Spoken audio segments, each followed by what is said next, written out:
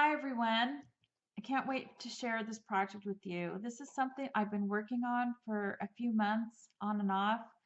Had a couple glitches along the way and just other things that I had to get done in between. So it's finally done and I can't wait to share it with you.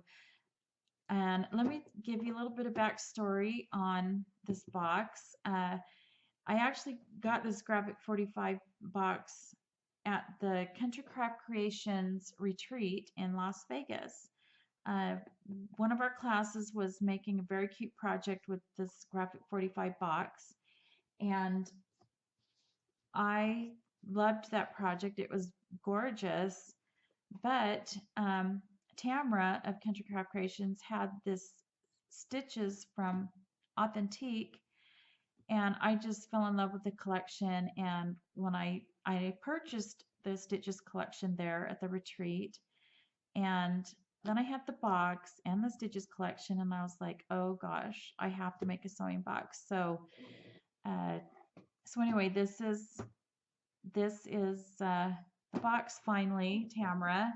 Um, I will be posting it on Scrapbookers of Country Craft Creations because um, I told Tamara I would when I finished. And so anyway, let me get into it. Let's show you.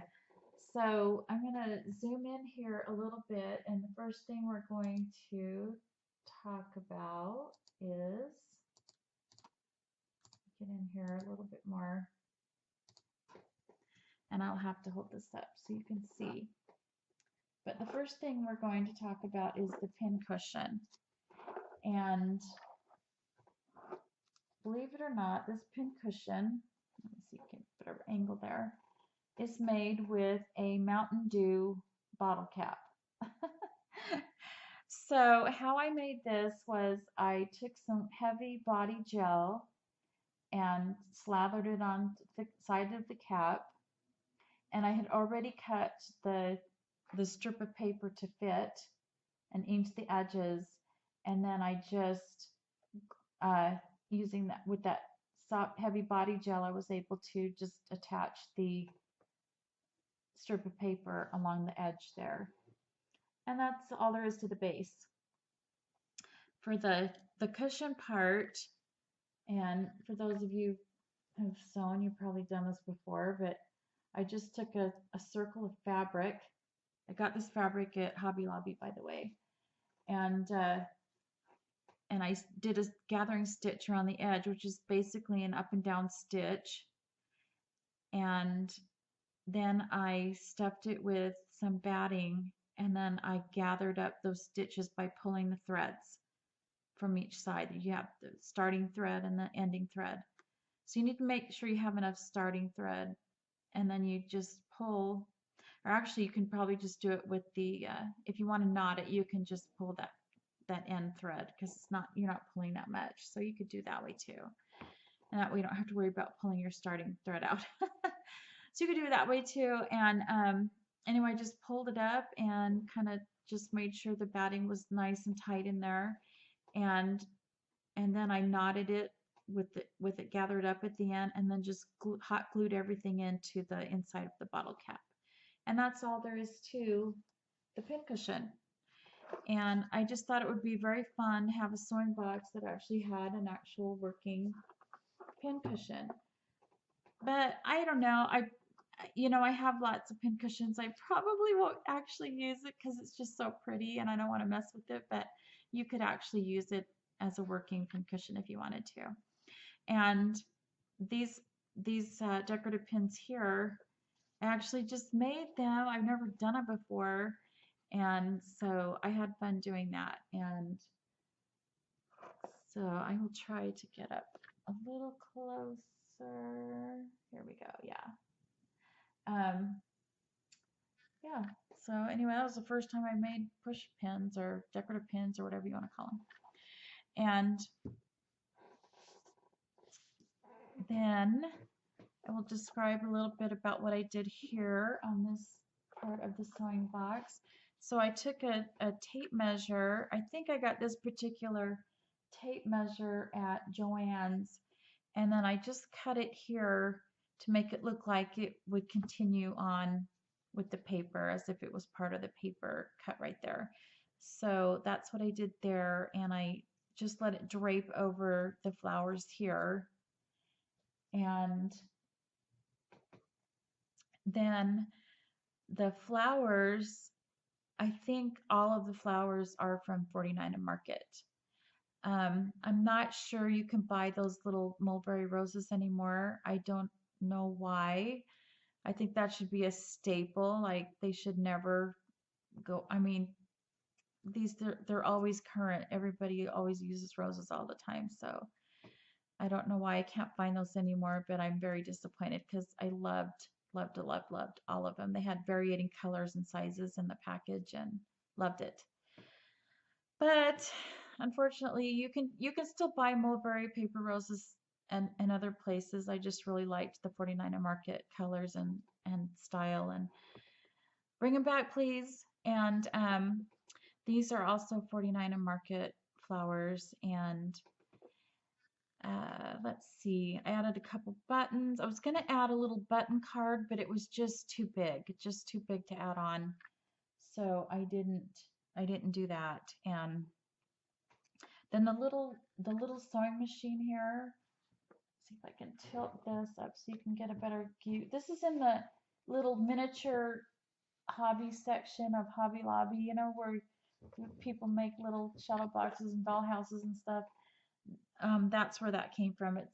In my store. It's in the very back of the store behind the scrapbooking, and they're not very expensive. So that's a cute little old-fashioned sewing machine. I had to put it on. And then oh, this here, let me go down here. So this here is from, this little scissors is from Hobby Lobby, and it comes in a package, and there's scissors and little I think there's like little rulers and hangers and stuff in the package also. And then the bobbin, I honestly don't remember where I got it. It's like an antique looking bobbin, and maybe you could find them online or something. I honestly don't remember where I got that. I've had them for a while. So that's the outside of the box. And I did make a couple of, let me zoom out again a little bit. I did make a couple of tutorials on how I created the inside of the box. I was having trouble with my computer for quite a while, and so the tutorials are just done on my phone with one hand. So they're kind of just more like walkthrough tutorials. You're not actually watching me make the box, but it's just step by step. I do show you how I did it. And before I show you the inside though, I do want to tell you how I covered the top of the box here. Okay, so let me open this up. Well, it doesn't, I'll go ahead and open it up, yeah. And I'll show you the inside of the box in a minute. But I want to show you the inside of the cover here. You can see what I did is I just taped this paper underneath in the box here using Scotch tape. And so let me just go through it with you, because I took a piece of decorative paper, excuse me, excuse me, and then added a journaling card, and the paper is cut wider than the opening of the box. And you want to make sure you do that, because you need to have a little wiggle room so that when you're adding the paper underneath, it's not cut so short that it has to be on the edge of the box. And what if you didn't get it quite straight? So you need a little bit of wiggle room to, as you're sliding it under and adjusting it, to get it straight. So cut this decorative paper wider than the opening of the box when you do that. And also to stand it in place before I put the Scotch tape on, I put a little bit of score tape on the sides of that paper. on the under. You can't see it because it's underneath the box, obviously. And then that was just to hold the paper in place while I scotch tape around the edges. And you need to scotch tape the edges so that your inside slides in easily. If you don't scotch tape it, the edge of the paper will catch and it'll start ripping, and you don't want that. And I assume that it would work with acetate as well. I contemplated doing acetate so you could see the yummy things inside, but I decided to decorate the whole thing. And then the other thing I want to mention is the opening of this box is longer than it is wider. But because I wanted the opening to be even with the journaling card, I cut this piece of paper to have the size opening that I wanted to make this an even square around or rectangle around the journaling card. And so you've got loose empty space on these edges here. So when you're adding, if you do something like that and you want to add this lace around the edges, you need to add this lace onto your paper first before you put it on the box, so you can press down on it and get that glue nice and adhered. Because there's nothing there underneath there. It's just a piece of paper because the opening of the box is clear down here. And let's see. Yeah, I think that's it. So now the opening, you have to do a little bit of math to get the right measurements when you do that. But you can do it, I promise. So anyway, so that's how I covered the box, and so now I can show you the inside. And I did cover the outsides of my box, even though it slides in and you don't really see it. I had room. I had room in my box to do that. Now, I don't think any one box is ever going to be exactly the same, so before you cover your sides of your box, make sure you have room to slide it in. You know, some might be tighter than others, and so you might want to skip the side paper altogether. But you need to put this paper on, and I have those little tutorials that you can look for that on YouTube that you can find on how I covered the box and everything and how I put the handles on. And these are those graphic 45 handles. And I've had these for a long time too. I don't even know if you can get these anymore because I know they're all shabby chic now. So, but those are pretty too. The shabby chic would be really pretty with this collection as well.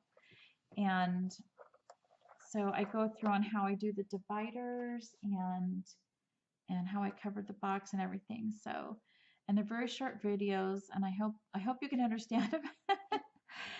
And these are the sewing threads and bobbins from the new We Are Memory Keepers sewing machine. And when I got that, I just thought, I got it about the same time I got this paper, and I thought, oh my gosh, I got to make a little box. They have a box. They have a sewing box to hold all their stuff. So, you know, you don't have to make a box to hold all their stuff. They have a really cute little sewing box, actually. But it doesn't have the beautiful Authentique Stitches paper on it, so I had to do it. So, and I plan on making a box for some of my patterns too. I'm going to follow Kim's tutorial on Scrapbookers of Country Craft Creation. She made a box with the Stitches collection, and so I'm gonna maybe have to alter a little bit to fit my patterns, but I want to make a box. And then and I hope I have enough paper to do a small mini album, which I am going to hold pictures of some of the clothing that my mother made me when I was little. She still is an excellent seamstress. I did not inherit that quality. My sewing is limited to very simple things and to crafting, but anyway. But now I have this gorgeous box. so that I can put in my little store sewing area, and I'm so excited because it's just going to be so fun to look at, and it's going to make me want to create more things. So anyway, I hope you like it, and I hope you enjoyed watching. Thanks. Bye.